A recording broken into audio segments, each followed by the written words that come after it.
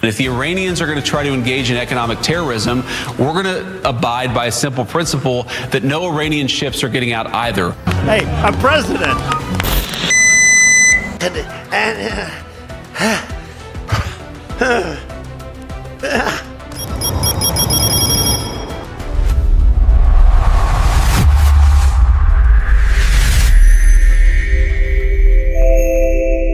If the Iranians are going to try to engage in economic terrorism, we're going to abide by simple principle that no Iranian ships are getting out either. That right there is not just tough talk, it is a declaration hiding in plain sight, because what you just heard is the language of a naval blockade and under international law. A blockade is not diplomacy, it is not pressure, it is not signaling, it is an act of war.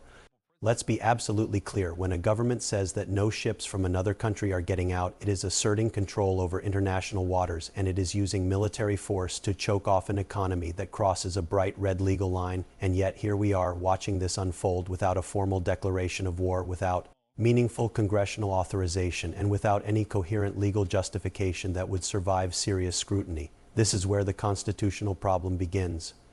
Under the U.S. Constitution, the power to declare war does not belong to the President. It belongs to Congress. That was not an accident. It was a deliberate safeguard designed to prevent exactly this kind of unilateral escalation. But over decades, presidents from both parties, and especially figures like Donald Trump, have stretched that authority to the breaking point. They do not call it war. They call it operations. They call it pressure campaigns. They call it defensive measures.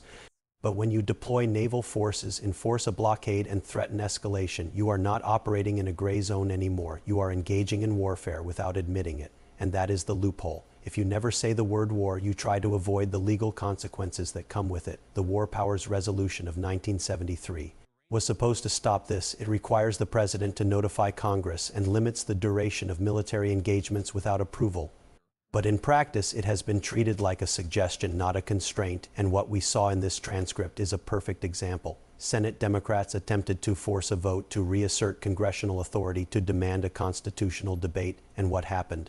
It failed. The system designed to check executive power simply did not function. Now let's zoom out, because the legal issue is only half the story. The global security implications of this are enormous. We are talking about the Strait of Hormuz, one of the most critical choke points in the world. A massive percentage of global oil shipments pass through that narrow corridor. If you destabilize it, if you militarize it, if you turn it into a zone of confrontation, you are not just targeting Iran, you are putting the entire global economy at risk. Oil prices spike, markets panic, supply chains destabilize, and suddenly a regional standoff becomes a global crisis. Now listen carefully to another line in that transcript. The administration describes its actions as the financial equivalent of kinetic activities. That phrase should make every serious legal analyst deeply uncomfortable, because what it does is blur the distinction between economic measures and military force, sanctions. Are one thing blockades enforced by naval vessels are another. One is pressure, the other is coercion backed by guns. And when you start treating economic warfare as equivalent to kinetic warfare, you create a dangerous feedback loop. Every sanction becomes a provocation. Every response becomes justification for escalation. We have seen this before. During the Cuban Missile Crisis, the United States was extremely careful, even in the face of nuclear confrontation. They did not call it a blockade. They called it a quarantine. Why? Because the legal implications of a blockade could have triggered a direct act of war under international norms. Language mattered, precision mattered, restraint mattered. Compare that to what we are seeing now. Casual declarations, sweeping threats, and a complete disregard for how these words translate into legal and military realities. Now let's talk about the nuclear issue, because it is central to this entire crisis. The president says they cannot have a nuclear weapon. Fine, that is a widely shared goal. But how do you achieve it? Through diplomacy, through verification, through international agreements. That is exactly what the Joint Comprehensive Plan of Action was designed to do. It placed limits on Iran's nuclear program, it allowed inspections, it created a framework for accountability, and it was backed by the International Atomic Energy Agency. Then the United States withdrew from it, unilaterally, so now you have dismantled the very mechanism that was constraining Iran's nuclear ambitions, and you are replacing it with threats, sanctions, and military pressure. That is not strategy, that is contradiction.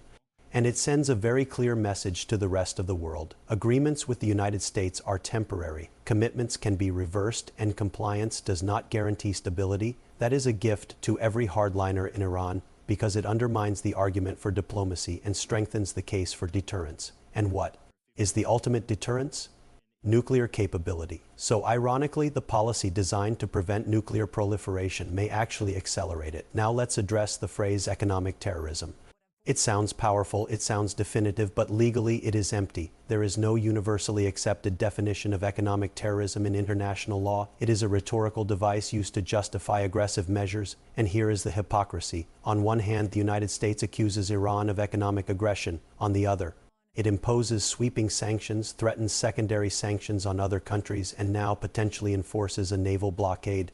If choking off a nation's economy is economic terrorism, then what exactly is this? This is where the credibility gap becomes impossible to ignore, because international law is not just about rules, it is about legitimacy. And when a country applies standards selectively, it erodes its own authority. Now back to Congress. Chuck Schumer says Democrats will force votes week after week until the war ends. That sounds determined, but in reality it exposes a deeper problem.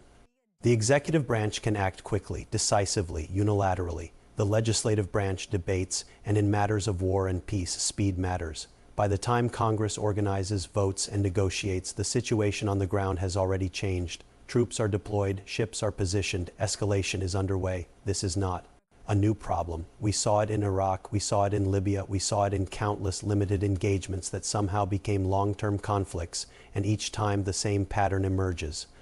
Executive action first, congressional reaction later. So what does all of this mean for global security?